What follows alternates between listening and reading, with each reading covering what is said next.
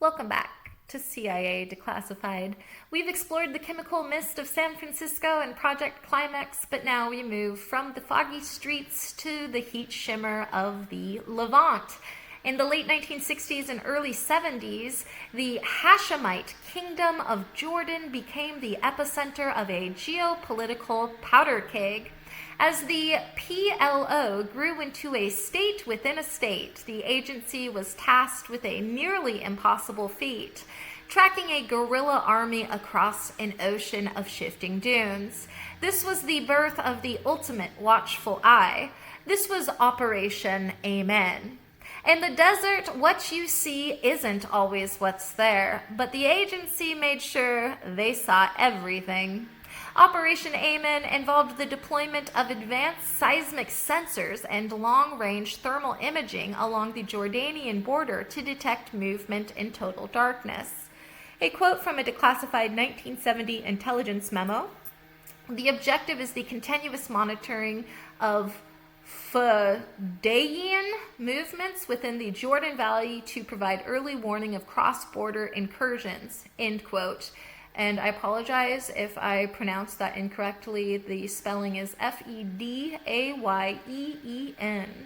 The agency established a secret signals intelligence base in the mountains, a code name for high-altitude sites near Amman, to intercept PLO radio traffic.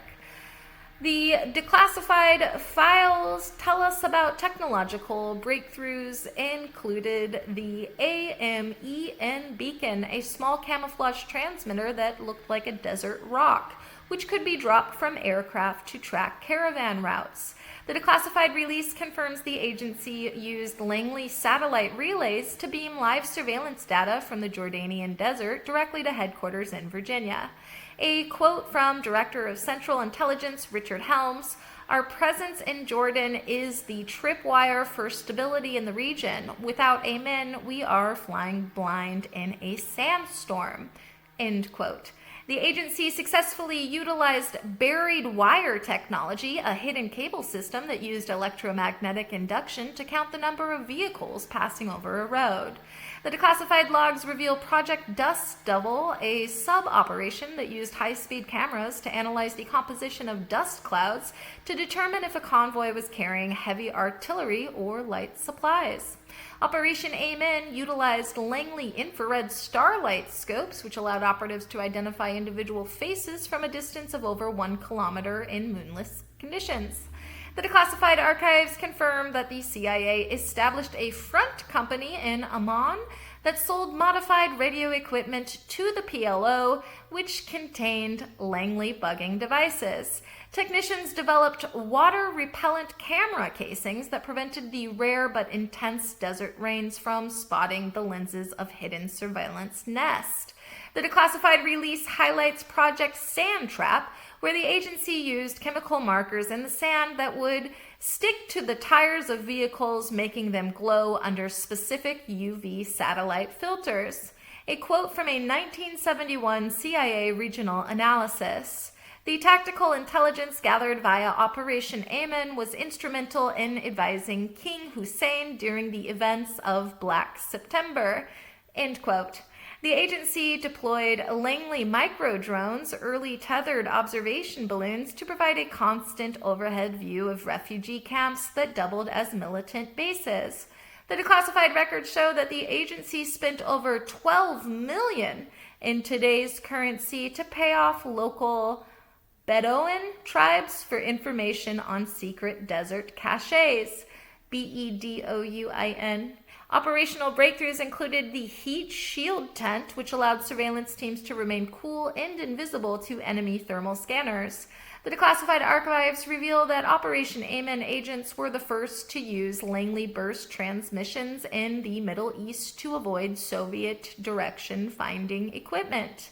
The operation successfully mapped every major PLO training camp in the Jordanian Panhandle, leading to the eventual Red Line strategy of the early 70s. The declassified logs reveal the agency developed a salt crust sensor that could detect the change in weight on the desert floor down to a single kilogram, allowing them to track individuals walking across dry lake beds. A quote from a declassified 1972 status report. Our ability to triangulate the movement of PLO leadership has reached a 90% accuracy rate thanks to the integration of satellite and ground-based AMEN assets, end quote.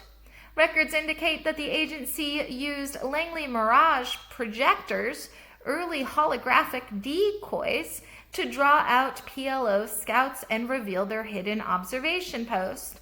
The declassified release confirms the use of acoustic sand technology, where sensors buried deep in the dunes could pick up the vibrations of tunneling activity under the border. The CIA successfully tested sun-powered relay stations that could operate indefinitely in the desert without maintenance, hidden inside hollowed-out date palm trees.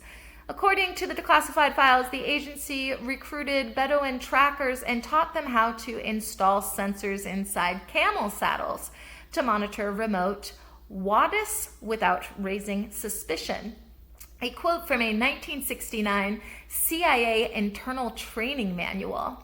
The desert is the ultimate theater of transparency. If you aren't moving, you are a target. If you are moving, you are a signal. Our job is to be the only thing that doesn't move, end quote. The agency successfully intercepted a Soviet-made encrypted telegram in 1970 by using Langley induction coils wrapped around a trans-desert telegraph wire that was thought to be dead. The declassified logs show that the AMEN surveillance team discovered a hidden PLO arsenal in a cave system after noticing a heat signature that was inconsistent with the surrounding geology. Project AMEN utilized microballoons that were released at night. These silver-coated spheres reflected moonlight back to ground sensors to create a rudimentary, low-cost night sun for photography. While the camera specs are public, there are numerous files which are totally blacked out. What was the agency burying under the dunes? Get ready for the theory of the mirrored sand. Speculation suggests the agency didn't just use cameras, they used optical camouflage to hide entire listening posts in plain sight. The rumor is that they developed a cloaking skin made of Langley engineered metamaterials that projected the desert background onto the front of the facility. The redactions hide the invisibility logs and the reports of PLO patrols walking right past a base they couldn't see. What if Operation AMEN was actually about ancient technology? A dark rumor suggests the agency was using the surveillance to find lost artifacts buried under the dunes. According to this theory, the redactions hide the excavation reports, evidence that the agency discovered a pre-flood power source in the Jordanian desert and used AMEN to keep the Soviets from seeing the dig site.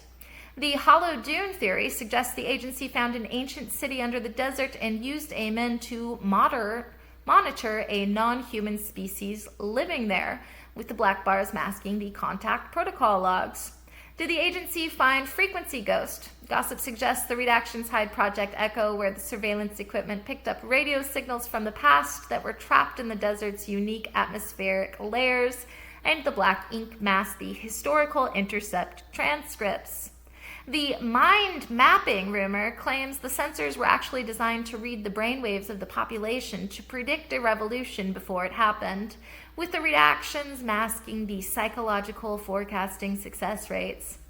Was there a portal in the Panhandle? Some believe the redactions describe Operation Gateway, where the agency found a rift in space-time near the Dead Sea, and the black ink covers the extra-dimensional exploration logs.